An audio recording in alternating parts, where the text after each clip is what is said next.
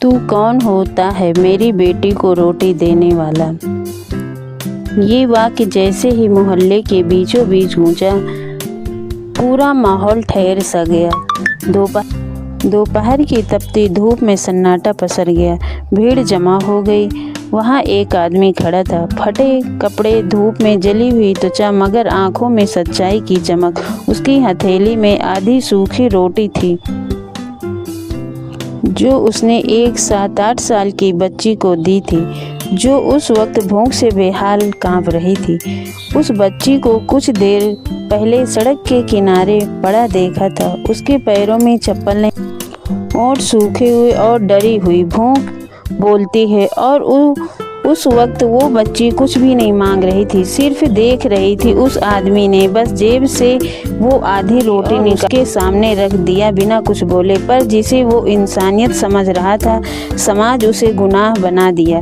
भीड़ में से एक हट्टा कट्टा आदमी गरजा, जानता है ये ठाकुर साहब की बेटी है और तू नीच जाति का रोटी देने चला है। लड़की की माँ दौड़ते हुए आई और उसे खींचकर अलग ले गई। उस आदमी को धक्का दिया गया, थप्पड़ मारा, किसी ने थूका, किसी ने सिर्फ घूरा, लेकिन किसी ने ये नहीं पूछा कि लड़की भूखी क्यों है। वो आदमी रामदीन था। कभी गांव के सरकारी स्कूल में शिक्षक थे, पढ़ा लिखा, शांत और बेहद खुददार। लेकिन कुछ साल पहले बच्चों को मुफ्त में पढ़ाता और दिन में किसी के खेत में मजदूरी करता। पर इंसानियत अब भी जिंदा थी। यही वजह थी कि उसने बच्ची की जाति नहीं देखी और भूख देखी। पंचायत बैठी, फैसला हुआ, रामदीन को गांव से निकाल दिया जाए। उसे दूसरी बार माफ़ी नहीं दी जा सकती, क्योंकि उसने मर्यादा तोड़ी है।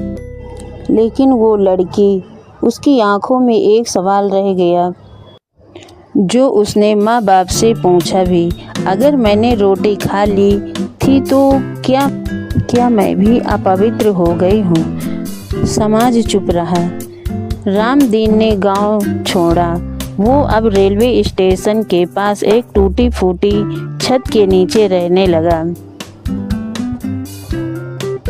वहीं बच्चों को पढ़ाता, कुछ बुजुर्गों को दवाई दिलवाता और जो कुछ भी हाथ आता दूसरों की मदद करता। उसके लिए जाति कभी पहचान नहीं थी, वह सिर्फ इंसानियत ही उसका धर्म था। वक्त बीता, वो लड़की बड़ी हुई, शहर में पढ़ी, डॉक्टर बनी और एक दिन एनजीओ के प्रोजेक्ट से आई उसी गांव में।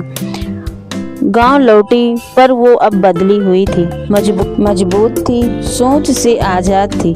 उसने गांव में मुफ्त स्वास्थ्य शिविर लगाया, स्कूल खोला और उस स्कूल का नाम रखा रामदीन पाठशाला।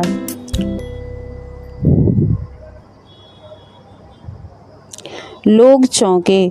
उसी नाम पर, वही जिसे उन्होंने अपमानित करके गांव से निकाल दिया था। लड़की सिर्फ इतना कहा, जिसने भूख में मुझे रोटी दी, उसने मुझे जीना सिखाया। अगर वो गुनाह था तो मैं उस गुनाह को हर दिन दोहराना चाहती हूँ। वो लड़की स्टेशन गई जहाँ कभी रामदीन रहता था। अब वहाँ एक छोटा पत्थर था जिस पर सिर्फ यही लिखा था, यहाँ एक आदमी रहता था जिसने कभी जात नहीं देखी, सिर्फ देखी है तो इंसानियत। हमें इस कहानी से ये निष्कर्ष निकलता है, भूख की कोई जात नहीं होती और मदद का कोई धर्म नहीं होता, पर समाज अब भी नाम पूछकर रोटी देता है और हाथ पकड़कर छीन लेता है। ये कहानी सिर्फ रामदीन की नहीं है, हर उस इंसान की है जो बिना भेदभाव के जीता है, पर समाज उसे जीने नहीं देता। यदि हमारी कहानी पसंद आई हो तो एक लाइक अवश्य दें और शेयर भी करें। Thank you.